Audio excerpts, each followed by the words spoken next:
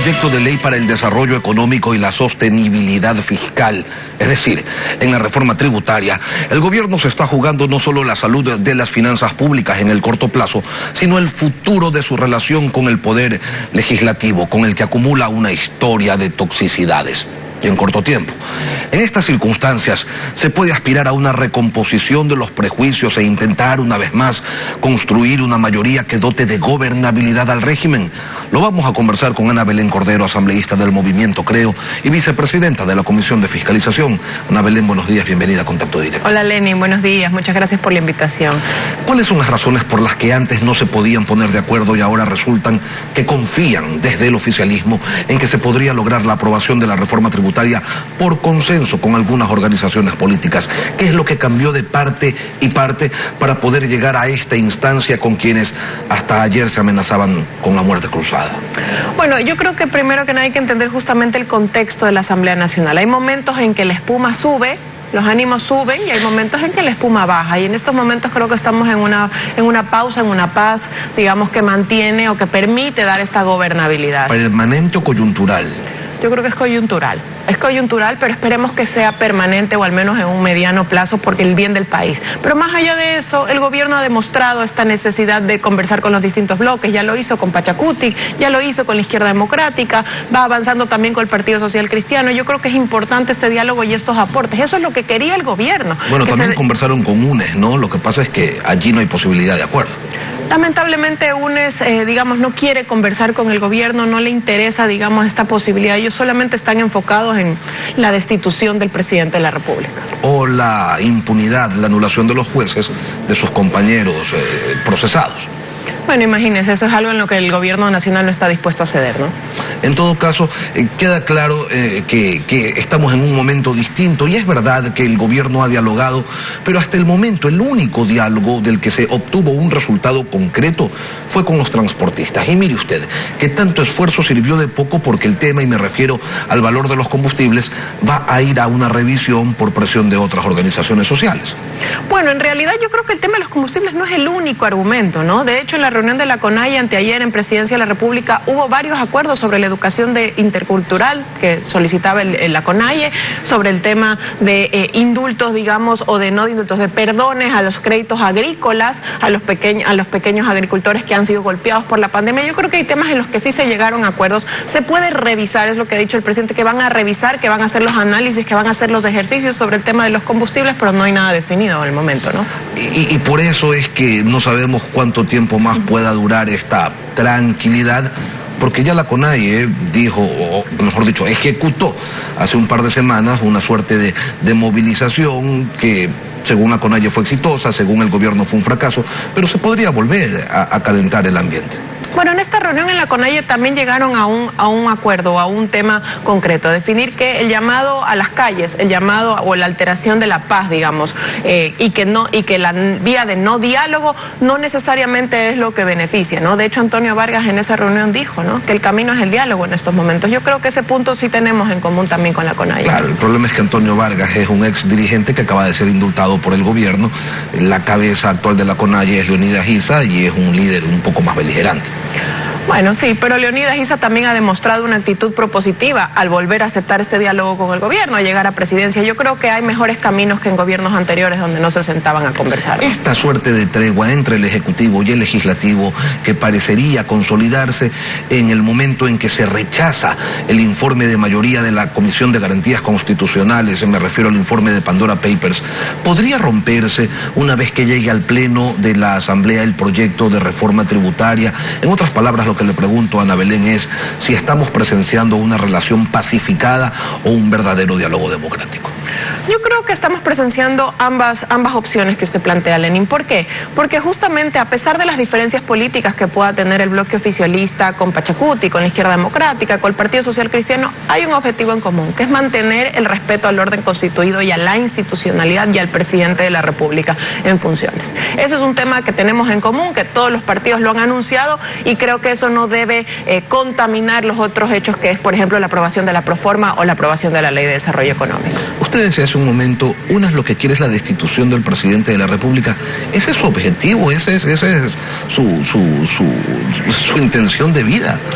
Lo han demostrado de manera evidente y contundente en las últimas semanas. De hecho, mire usted cómo se ocurrieron o cómo se dieron las comparecencias en las comisiones, cómo se han dado los diálogos acalorados, las faltas de respeto a los funcionarios públicos en esa comisión, el contenido del informe que está basado en relatos políticos y no en hechos y no en pruebas, ¿no?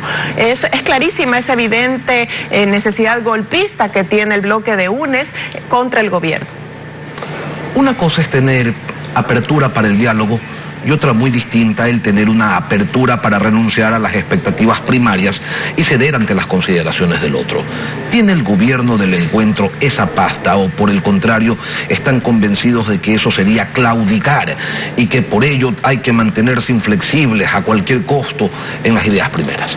Nosotros siempre estamos dispuestos a conversar. El presidente de la República lo ha mantenido esa como una consigna de este gobierno y de campaña. Pero una cosa es conversar, otra cosa es ceder. Hay cosas en las que se pueden ceder y se pueden conversar. Hay cosas en las que no se puede ceder, que es indultar o permitir que las personas perseguidas por la justicia, hoy prófugas, etcétera, sean esgrimidas o liberadas de la justicia y de sus cargos, ¿no? Ese es un tema en el que entiendo el gobierno de la República no está dispuesto a ceder. Hay otros hechos, por ejemplo, como temas de la ley. Hay otros hechos en los que se puede conversar, se puede ceder, se van a pulir textos. De hecho, eso es lo que quería el gobierno en la Asamblea Nacional y eso es lo que está ocurriendo en los diálogos, en las mesas técnicas, ¿no? Ana Belén, nuestra compañera Denise Molina tiene también algunas preguntas para usted. Denise, adelante. Buenos días, asambleísta. A propósito de la reforma tributaria, el IVA se creó hace 50 años con una sola tarifa y muy baja. En este medio siglo, sus creadores, que son los países europeos, no ponen tributos a la producción o al empleo. Es normal que no haya aranceles aduaneros o que sean muy bajos. Tampoco tienen impuesto a la salida de divisas. Sin embargo, hay un IVA diferenciado para los ricos y para los pobres, porque los ricos, por supuesto, consumen productos más caros. ¿Debería el Ecuador tener un IVA diferenciado? 3 tarifas bajo el 12% para personas de bajos recursos y un IVA para ricos, 3 tarifas arriba del 12%. Y le hago esta consulta porque si de algo carece la reforma tributaria es de planteamientos creativos. Si nos vamos a los conceptos, es fiscalismo puro y duro.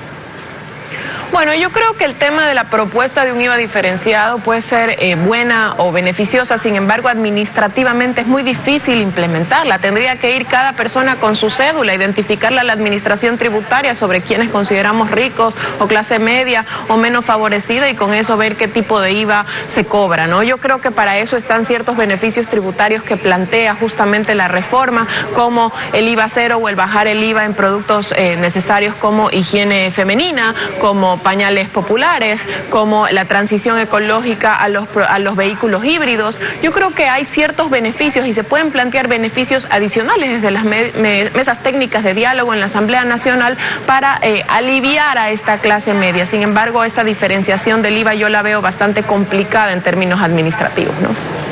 Ahora, la bancada de Creo ha entendido quizás que el primer círculo de asesores del presidente son personas, sí, altamente calificadas académicamente, pero que la mayor parte de su vida profesional la han vivido en el extranjero. ¿Será que tal vez le falta un encuentro con el Ecuador de los pobres, que es totalmente distinto al que conocen? Bueno, hay algunos que se han formado afuera, pero eso no quiere decir que hayan vivido toda su vida fuera del país. Yo creo que es beneficioso tener estar bastante calificado académicamente y quizás en gobiernos anteriores lo que faltaba era eso, quizás calificación y demasiada, más que vivir en el Ecuador, demasiada experiencia quizás política que en algunos casos podría verse cuestionada. Yo creo que un mix de los dos temas, tanto la calificación como la experiencia de haber vivido acá y de tener experiencia en el manejo público, es un mix importante y necesario. Sin embargo, el presidente Lasso confía enteramente en su gabinete y es totalmente consciente de las bondades que tiene su gabinete en función de lo mejor para el país, ¿no? Asambleísta, su esposo es asesor jurídico del presidente. ¿No hay ahí conflicto de intereses? ¿Hasta dónde se puede investigar, se puede fiscalizar? Bueno, en realidad mi esposo es el secretario jurídico de la presidencia. En el día en que fui yo elegida para la curul como alterna del hoy difunto César Monge, yo fui posesionada, digamos, el día 21 de mayo, y antes de eso, el día 12 de abril, en horas de la mañana, el presidente de la República llamó a mi esposo, Fabián Pozo, y le propuso ser secretario jurídico de la presidencia, con lo cual, primero que todo, él trabaja en el Ejecutivo y yo trabajo en el Legislativo, son dos funciones totalmente distintas, su cargo en concreto no es sujeto a juicio político, sin embargo, son funciones distintas que no habría ningún conflicto de interés. Tan no hay conflicto de interés, Denise, que yo acabo de cerrar un caso de fiscalización en Flopec, donde la gerente general subrogante fue removida de su cargo, se cambió la administración por las pérdidas flagrantes que tenía esta empresa y esta gerente pertenecía o estaba, digamos, cumpliendo funciones en el actual gobierno. Yo creo que se puede fiscalizar de manera responsable y ética. Gracias, asambleísta, por sus respuestas. Lenin, tú continúas. Gracias, Denise.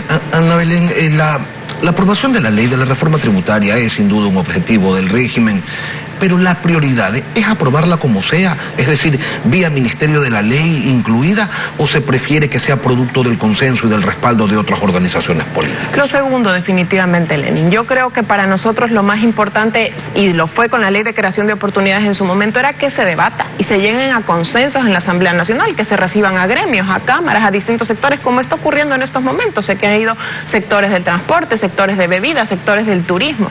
Para nosotros es importante que llegue al informe de primer debate la próxima semana a la Asamblea, que se conozca, que haya el informe de segundo debate, que se vote, y todo eso debe ocurrir en este mes. Lastimosamente los tiempos son muy cortos, pero lo importante justamente es eso, reducir el déficit y ahora sí aprobar esta ley y dar paso justamente a la ley laboral, que eso sí es lo que necesitan los ecuatorianos también en estos momentos, ¿no?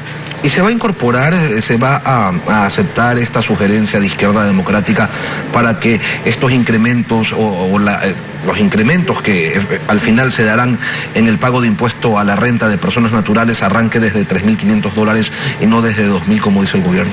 Entiendo que la Izquierda Democrática ha planteado, se está analizando esto en las mesas de diálogo. No le podría decir en estos momentos si se va o no a acoger. Pensemos que este planteamiento de la Izquierda Democrática habla de casi $40.000 de ingreso al año. En estos momentos es muchísimo menor la base imponible para la tributación de impuesto a la renta. Entiendo que se van a hacer los números, se van a hacer los ejercicios, y si es que hay cabida para ello, el Ministerio de Finanzas llegará a un acuerdo finalmente, ¿no? El sector productivo también dice, no hay otra que dar una vez más un aporte extraordinario, pero al menos permítanos que eso sea un crédito tributario. ¿Le suena lógico? Bueno, yo creo que ese ya es un tema de cifras y de números que deberá trabajarlo el Ministerio de Finanzas. Sin embargo, creo que estas contribuciones especiales son temporales, eso, por 2 años. Sí, puede sonarnos a otras medidas impositivas de gobiernos anteriores, pero en estos momentos la responsabilidad tributaria y el reflejo de lo que pagamos en esta administración del presidente Lasso es bastante transparente, y vamos a ver los resultados que no se van a desvanecer en las arcas del Estado. Ana Belén, ustedes han estado trabajando las últimas semanas en la Comisión de Fiscalización en la investigación del tema Alex Saab y sus implicaciones con el Ecuador. Le voy a rogar, en honor al tiempo, que sea muy concreto y que nos comente cuáles son los principales hallazgos que se han realizado dentro de la comisión hasta el momento.